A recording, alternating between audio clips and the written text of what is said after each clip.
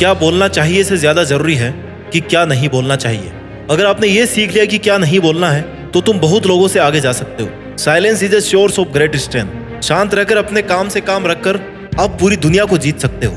जितनी ज्यादा लोगों की आप सुनेंगे ना, उतने ही ज्यादा इन लोगों के झूठे जाल में आप फंसते जाओगे। ध्यान रहे, अधिक बोलकर या बेवजह अनचाही जगह बोलकर मूर्ख बना जा सकता है, महान नहीं।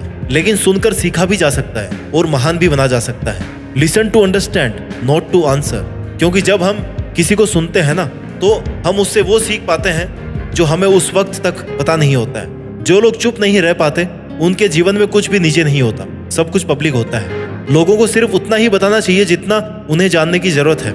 आप जितना कम बताएंगे, लोग उतना ही कम सोचेंगे कि आपका अगला मूव क्या होगा। अटेंशन को भूल जाइए, क्योंकि डिस्ट्रैक्शन की आवाज तेज होती है, लेकिन क्रिएशन शांति में होता है, पीसफुली होता है। तो अब आप ये डिसाइड करो कि आपको अपने जीवन में कुछ क्रिएटिव करना है, कुछ बनना है, या विध्वंस करना है, नष्ट करना है, चीजें खत्म करनी है। ब्रह्मांड में सब कुछ एनर्जी की फॉर्म में ही है। यही कारण है कि अपने अंदर की एनर्जी को बचाना जरूरी है। अक्सर ऐसा होता है कि हम अपने प्लान्स, अपने जीवन की हर बात लोगों से शेयर करने लग जाते हैं और फिर उनकी राय एनर्जी के रूप में हम तक पहुंचती है। कभी ये राय सही होती है, कभी गलत होती है। हम इतना शेयर कर चुके होते हैं कि लोगों की अलग अलग तरह की एनर्जी हमारे तक पहुंचने लग जाती है। ये हमारी एनर्जी को इफेक्ट और डिस्ट्रैक्ट करती है। आप जितना चुप रहेंगे, उतनी तेजी से आगे बढ़ेंगे, क्योंकि आपका फोकस और एनर्जी एक ही दिशा में होगी। हाँ, एडवाइस लेने में कोई बुराई नहीं है, लेकिन इसके लिए आपको ये डिसाइड करना पड़ेगा कि किससे आपको एडवाइस लेना है। सही जगह पर लिमिटेड बोलना ज्यादा जरूरी है। जो ज्यादा बोलता है ना, वो कम फायदे में रहता है, और जो कम बोलता है वो ज्यादा फायदे में रहता है। अच्छा स्पीकर बनने के सभी लोग फायदा बताते हैं, सब आपको अच्छा स्पीकर बनना सिखाएंगे,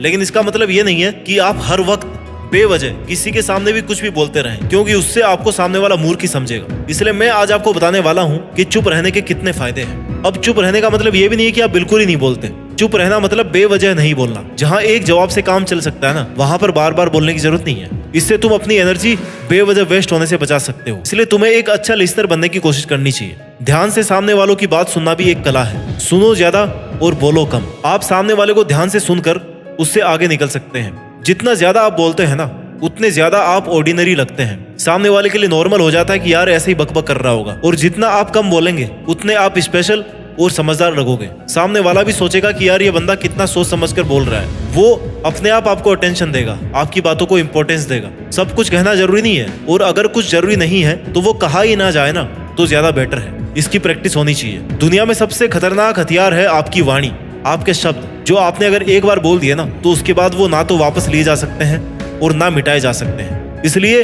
अपने ही शब्दों को खुद की कमजोरी ना बनने दें। कई लोग देखे होंगे आपने, उनके मुंह से कुछ भी निकल रहा होता है, फिर वो बोल रहे होते हैं कि यार भाई गलती हो गई, ऐसे निकल गया मुंह से। भाई ऐसे मत निकालो ना मुंह से। थोड़ा शांत रहना भी सीखो, थोड़ा चुप रहना भी सीखो। अपने शब्दों पर, अपनी वाणी पर कंट्रोल करना सीखो। सही समय पर सही जवाब देना सीखो, क्योंकि अपनी ही वाणी, अपने ही शब्द कई बार अपने लिए नुकसानदायक साबित होते हैं। कई बार फ्लो में तुम्हारे मुंह से ऐसी बातें निकल जाती है जो सामने वाले को नहीं कहनी चाहिए थी। इसलिए कहते हैं कि हमारे वर्ड्स हमारी ताकत के साथ साथ हमारी कमजोरी भी हो सकते हैं, अगर हमें यह नहीं पता कि कहाँ कितना बोलना है। सही समय पर सही इंटेंशन के साथ सही वर्ड्स को यूज करना ही आपको एक सक्सेसफुल इंसान बना सकता है। लेकिन वहीं अगर आप सही समय पर गलत इंटेंशन से गलत शब्दों का इस्तेमाल करते हैं, तो ये आपको और आपकी पर्सनैलिटी को, आपके नाम को खराब कर सकते हैं।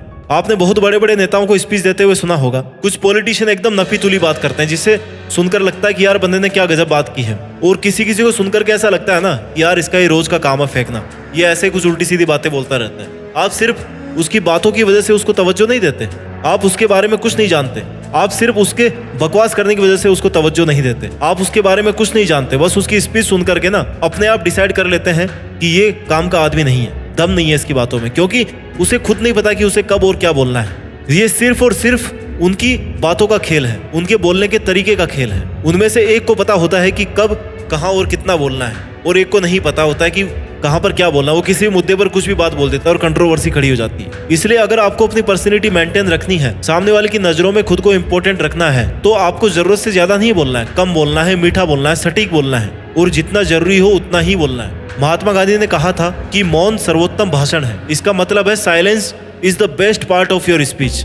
आप चुप रहकर या कम बोलकर अपनी बातों को अच्छे तरीके से रिप्रेजेंट कर सकते हैं। यानी अगर हम शांत रहकर, दुनिया की भागदौड़ से दूर रहकर खुद के साथ टाइम स्पेंड करते हैं, तो हम अपनी आत्मा की आवाज, अपने मन की आवाज को सुन सकते हैं। हम जीवन में कितनी अधिक बेतुकी बातें करते हैं जिनका कोई सेंस नहीं है। उतने समय में अगर शांत रहकर अपने काम पर फोकस किया जाए तो एक बड़ा टारगेट भी अचीव किया जा सकता है। हम बेवजह बेफिजूल की बातों में अपनी एनर्जी को वेस्ट कर देते हैं और फिर जो काम करना चाहिए उसके लिए एनर्जी बचती ही नहीं है। तुम्हारे बेवजह बोलने की वजह से लड़ाई झगड़े, एक दूसरे से नफरत अपने आप बढ़ जाती है, क्योंकि तुम्हें पता ही नहीं चलता कि तुमने कब किसको क्या कह दिया है, किसको क्या कहना चाहिए। So don't under estimate the power of silence. शांत रहना, चुप रहना वो काम है जिससे हम किसी भी बात को गहराई से समझकर उस पर काम कर सकते हैं। जिस वक्त हम शांत रहकर कुछ सोच रहे होते हैं ना, उस वक्त हमारा माइंड सही समय पर सही डिसीजन लेता है। जो बातों बातों में वादे किए जाते हैं कि मैं ये कर दूंगा, मैं वो कर दूंगा, असल में उनको खुद को नहीं पता होता है कि वो क्या कह रहे हैं, उन्होंने सामने वाले से क्या प्रॉमिस किया है। शांत रहकर